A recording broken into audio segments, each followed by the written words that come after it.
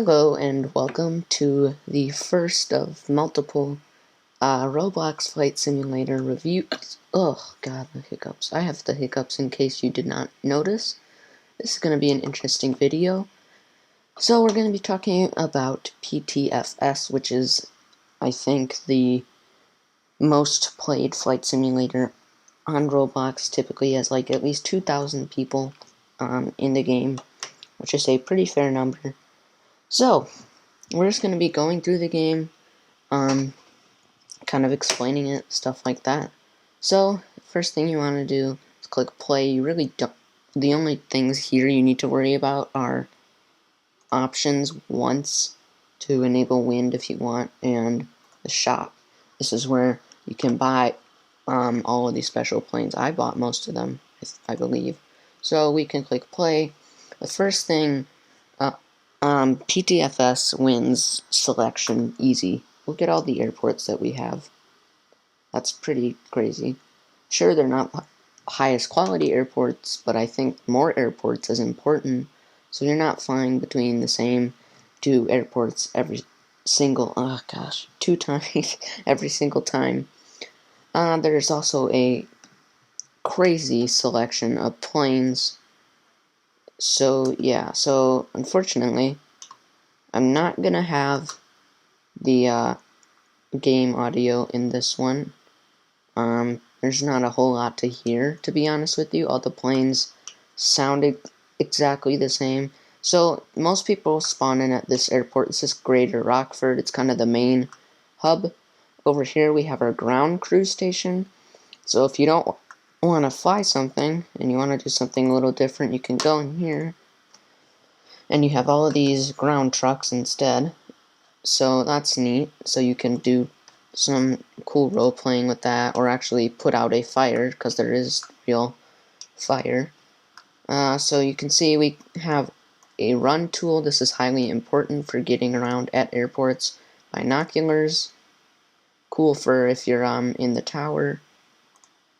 Parachute, so if you jump out into a plane, that will help. And marshal, so you can wave your thingies around like so. Okay, let's spawn a plane. So to do this, you click on the run tool, run over here, and I went past it. Click on the screen, and then here's the selection. I'm just going to click all, but look at this. And this isn't even showing all of the designs for each plane. Like, that's insane. Ugh. Most of these are not Game Pass planes. Like, you can see there's only one. This one needs group access, the Concorde. So let's see, which plane should we fly first? Or I guess just in general. I like the A320 a lot. But we'll go with the MD-11. And maybe we'll do this. Alright, we'll do this. Boeing 737. We'll do southwest. So it's going to spawn the plane in, and unfortunately does not teleport you inside the plane. So to get in, you have to walk over and point your mouse at some part of the plane. You'll see these lines pop up. Certain planes only have pilot and co-pilot. This one has all three, so you tap on Z, and now we are in the plane. So you can see the interior of the plane. Not many seats, but plenty to like do a role play. The cockpit's nothing special. It's not interactive, but it gives you a okay feeling. Also, there are pitchforks sticking up through the ground, but that's okay. So let's zoom out. You can see we have a new tool now, and that is plane. Note when you select that, you will have to be, but your view will be locked behind the plane. So you can see it locks it like that. So to start your engines, you press on E, and I'm gonna turn down the volume personally because it distracts me. So then you can see we have a little bit of information up here.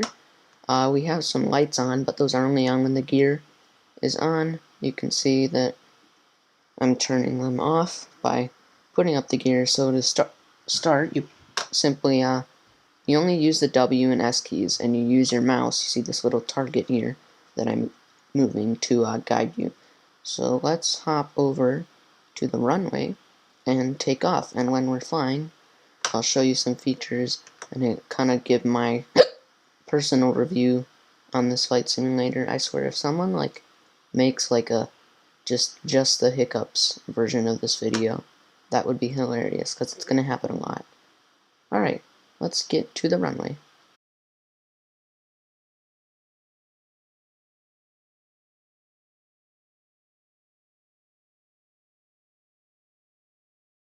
So, once you're on the runway and ready for takeoff, all you need to do is keep your cursor near the center of the plane. You can use the back tail as a guide, and go ahead, press your W key until this green bar at the top gets to 100%, and just wait a little bit. Wait for your speed to go up. You can see there's another plane, and luckily there are no crashes in this game. Alright. So, once we get fast enough, you can put your cursor up, and you can see that wind is totally working. They just added that in a recent update, which I did a video on. So, once you're high enough up, you can press G to put your gear up, and the lights will shut off, which is kind of disappointing. So, while we're in flight, there are a few things to keep note. One is your throttle. So, you see the slim black line? That's your needed minimum speed, so you don't stall. You have our altitude, and you can look at controls for the plane, which is neat. These are actually some things I didn't even know about. Camera mode. Wait, you can do that? Oh, wow. Okay, now I'm kind of annoyed. I never knew you could do that. Also, why are we falling down? That was weird. It's like, I guess, a cinematic. That's pretty cool. I didn't know you could do that. Alright, well, you learn something new every day. Let's see, what else do we have? So we can also, this I already knew about, if you press R, it's going to hold your altitude for you, which is a pretty cool thing to do, so you just don't have to worry about moving your cursor around at all.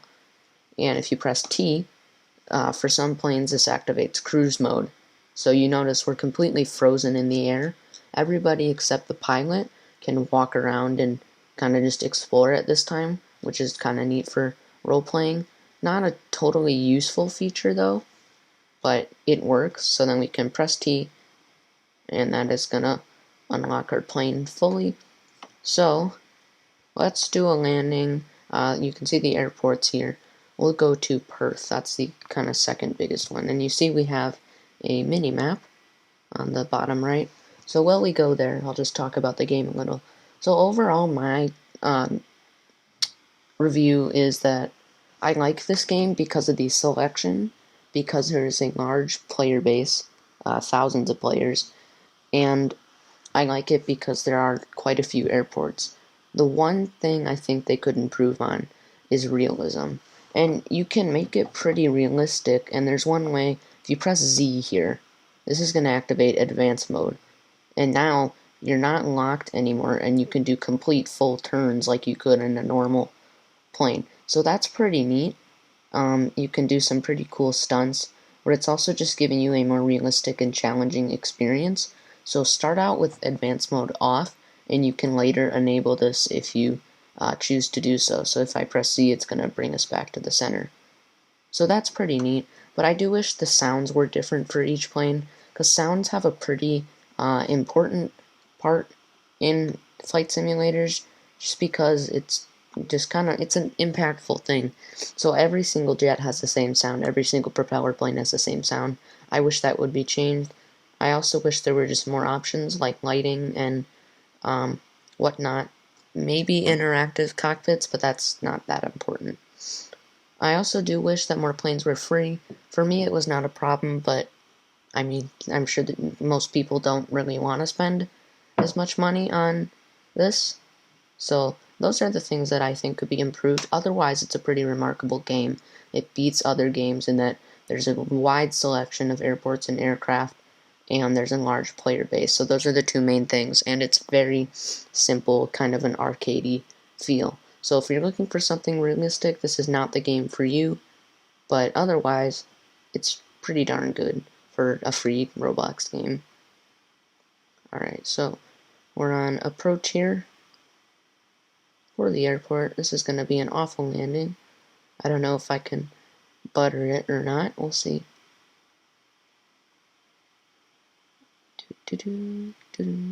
I'm way too high up.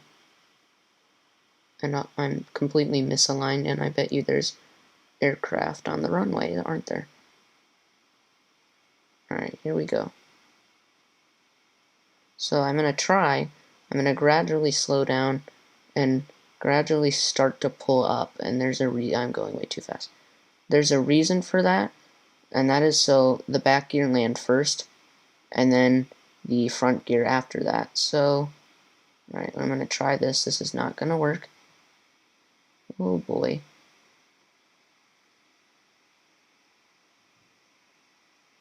Alright, not bad, not great though. So then I'm going to slow down, and if you're very close to the edge of the runway, you can push P, and this will basically activate reverse thrust. This is also for pushing back from a wall or something. You will need to click out of P though, and that could be a bit tricky because you might have to slow down first. So, we landed, we're here. So, let's just see. I want to point out my favorite planes now, because why not? So, I'm totally not supposed to do this, but I'm going to do it anyways. I'm just going to be careless, drive way over here, hop on out. Please don't do this. Not the proper way to drive an aircraft, but oh well. And we made it out.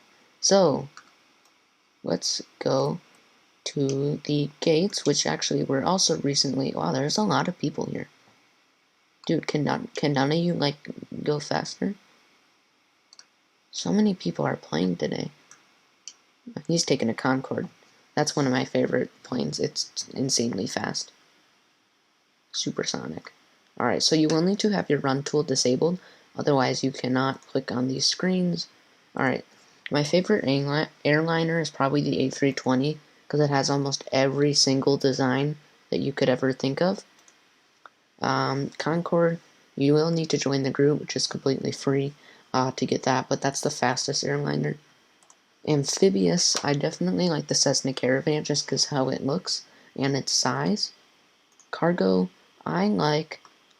Please don't fly that, it's way too big. I think for this one, I'm probably going to go with the MD-11. It just looks pretty cool, but you don't get every single design. If you want that, you're going to have to go for a 757. Those are all the three major cargo companies, and there's also the 747. For helicopters, I personally like the Blackhawk and the Chinook. I don't really like this one. It's just kind of slow and doesn't look great. Light aircraft, I would go with the private jet. It just looks nicer. But if you're going to fly a propeller plane, do the Piper PA-28 or the Twin Otter. They just look a lot nicer than this and this. Like, look at how blocky this is. And you can fly the Wright Brothers plane. It's insanely slow.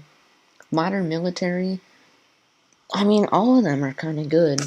My favorite one probably is the F-22, which I still don't own, or the F-18. And you can actually, there's a different color for that. There's also color scheme for this one that is a Game Pass. That looks awful. Then there's old military.